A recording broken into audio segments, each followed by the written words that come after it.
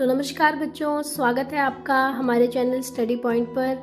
बच्चों, पिछली वीडियो में हमने पढ़ा था स्वर के बारे में। इस वीडियो में हम पढ़ेंगे बच्चों व्यंजन के बारे में।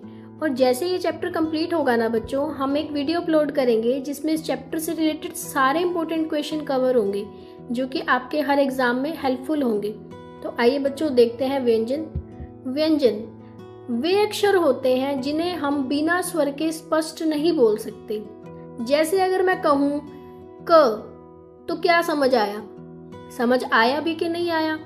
लेकिन जैसे ही मैं कहूं कै, यानी कि आधा कै प्लस ए, कै, तो ऐसे ही बच्चों देखो, इसको बोलने के लिए स्वर की सहायता लेनी पड़ रही है। अब ये साउंड कैसा कर रहा है? कै, अंत में ए की आवाज आ रही है ना बच्चों। इसी तरह हम अपने आगे के और व्यंजन देखते हैं। ऐसे ही खे, गे, टे, और ये साउंड भी ऐसा ही कर रहा है बच्चों। खे, गे, टे, अंत में स्वर की साउंड आ रही है। बिना स्वर के व्यंजन कंप्लीट ही नहीं हो सकता। तो बच्चों, इसी तरह से आप इन सबको बोलकर देखिए और मैं चाहूंगी कि आप इन सबको याद ही कर लीजिए बच्चों।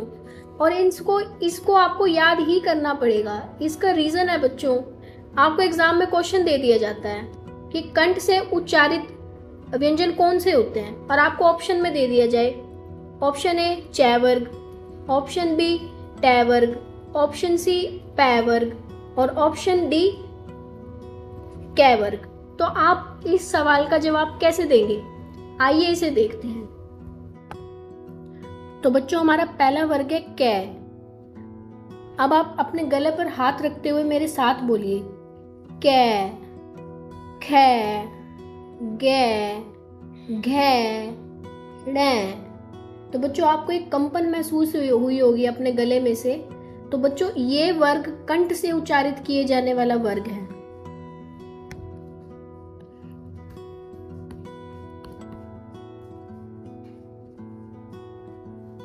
तो हमारा अगला वर्ग है बच्चों च वर्ग में बच्चों आप महसूस करेंगे कि जो आपकी जीभ है ना, वो आपकी तालू से टकरा रही है।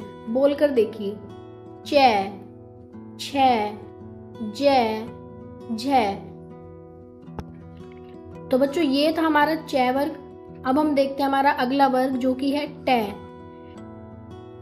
इस वर्ग को बोलते हुए बच्चों आप महसूस करेंगे कि जो आपकी जीभ का आगे वाला हिस्सा है ना, वो आपके तालू के बिल्कुल बीचों बीच टच होगा, जिसे हम मूर्धा बोलते हैं। आइए बोलकर देखते हैं ट, ठ, ड, ढ। ये था हमारा बच्चों टवर्ग। अगला वर्ग देखते हैं बच्चों तवर्ग। इस वर्ग में बच्चों जो हमारी जीभ है वो हमारे दांतों से लगती है। आइए बोलकर देखते हैं त, थ, द, ध, न। इसमें जीभ हमारे दांतों से लगती है। अगला वर्ग है बच्चों हमारा पै। इस वर्ग में बोलते हुए आप महसूस करेंगे बच्चों, हमारे जो दोनों होंठ है वो आपस में मिलते हैं। बोलकर देखिए पै, फै, बै, भै, मै। इसे हम ओष्ठ वर्ग कहते हैं बच्चों। इन पांचों वर्गों को बच्चों हम स्पर्श व्यंजन कहते हैं और इनकी संख्या 25 है। बच्चों, इन्हें याद करने के लिए आप एक वर्ड याद कर लीजिए क, च, ट, त, प, कचट तप। इन्हें बोलकर देखिए 5-6 बार, आपको याद हो जाएगा कचट तप, कचट तप। आप समझ गए होंगे कचट तप कहां से आया। ये रहा क, च, ट, त, प, कचट तप। तो बच्चों, ये थे हमारे स्पर्श व्यंजन। आइए देखते हैं हमारे बाकी के बचे हुए व्यंजन। तो जैसे कि अगली लाइन में लिखा हुआ है बच्चों य, र, ल, व। इन्हें अंतस्थ व्यंजन कहते हैं बच्चों। अंतस्थ व्यंजन वे व्यंजन होते हैं जिनका उच्चारण करते समय हमारी जीभ, तालु, दांत और होठों के बीच पूरी तरह स्पर्श नहीं होता। ये व्यंजन अर्धस्वर भी कहे जाते हैं। इन्हें याद करने की एक ट्रिक है बच्चों, जैसे ये लिखा हो य र ल व, तो आप इसे याद कर सकते हैं। अंत में से अंतस्थ, अंत में यारो का लव ही साथ जाएगा। समझ गए? अंत में अंतस्थ, यारों यर का लव ही साथ जाएगा। ये इसकी ट्रिक है बच्चों, इससे आपको अंतस्थ व्यंजन अच्छे से याद हो जाएगा।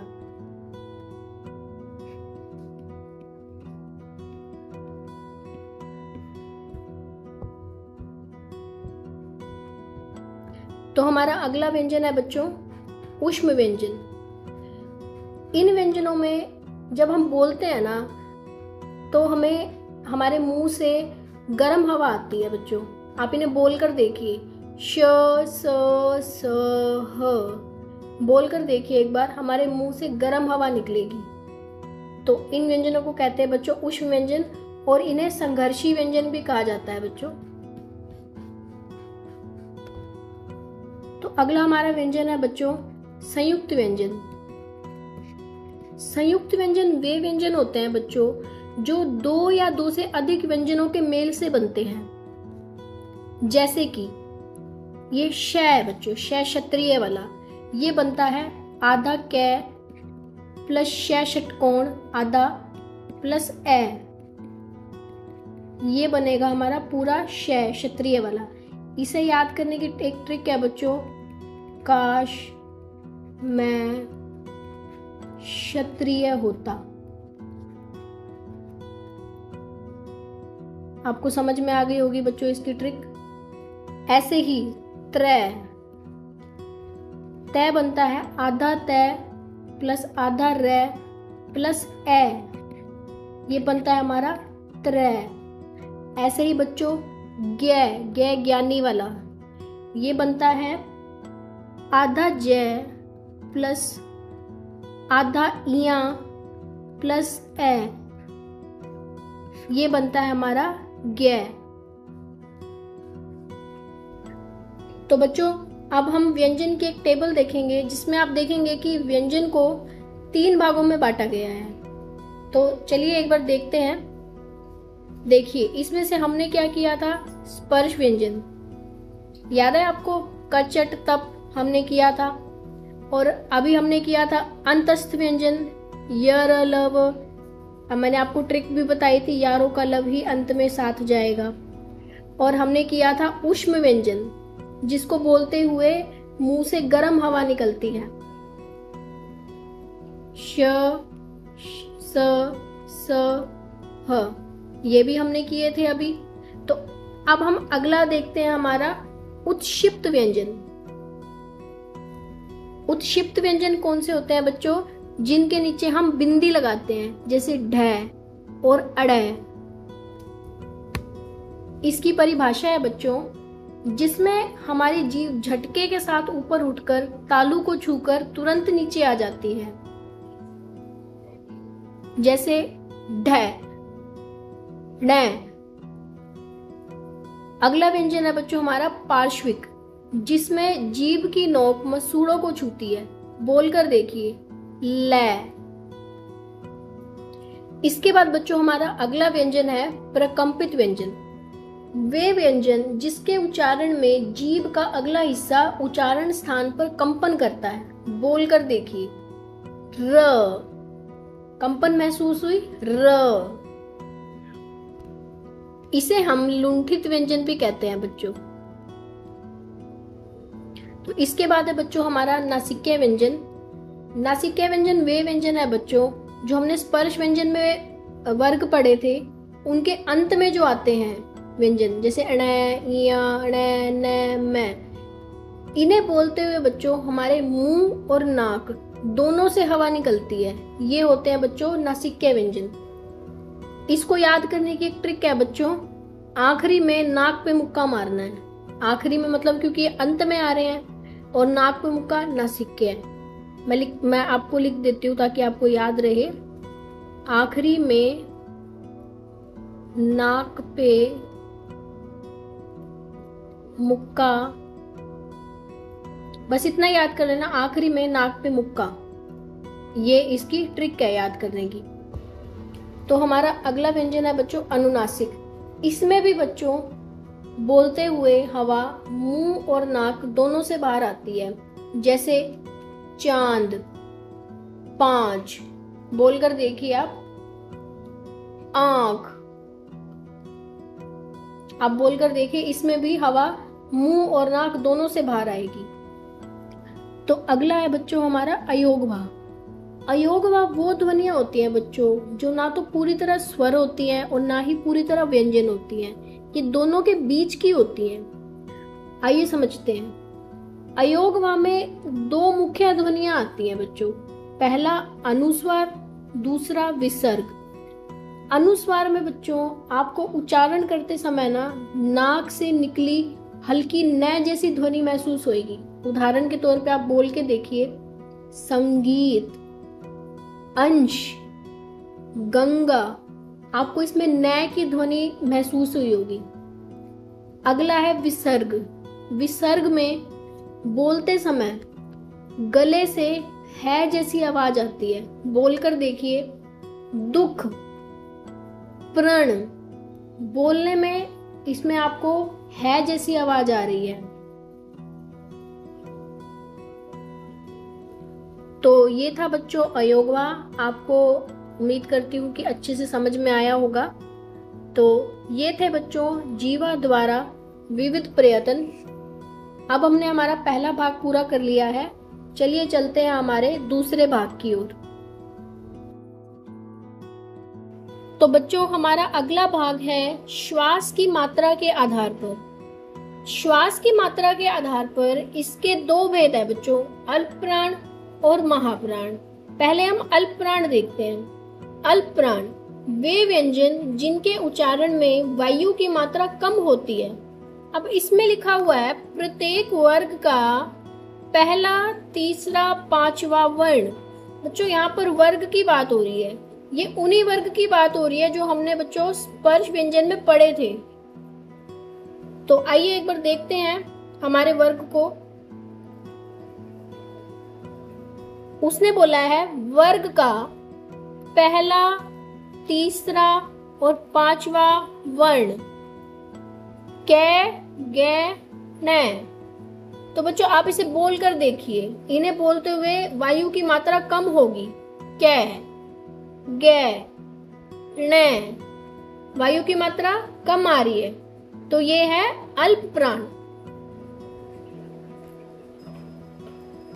ये होते हैं बच्चों अल्प प्राण। इसका पहला, तीसरा और 5वां वर्ण। ठीक है बच्चों, अब हम चलते हैं हमारे अगले भेद पर जो कि है महाप्राण। जिन व्यंजनों को बोलते समय वायु की मात्रा अधिक निकलती है उन्हें हम महाप्राण कहते हैं। अब इसमें लिखा हुआ है प्रत्येक वर्ग का दूसरा और 5वां वर्ण। तो आइए देखते हैं दूसरा और 5वां वर्ण कौन सा है। सॉरी बच्चों, दूसरा और चौथा वर्ण। तो दूसरा और चौथा वर्ण कौन सा है हमारा बच्चों? ख और घ। आप इन्हें बोलकर देखिए। ये इनको बोलते हुए ना आपकी मुख से वायु की मात्रा ज्यादा निकलेगी। ख, घ। ये होते हैं बच्चों हमारे महाप्राण।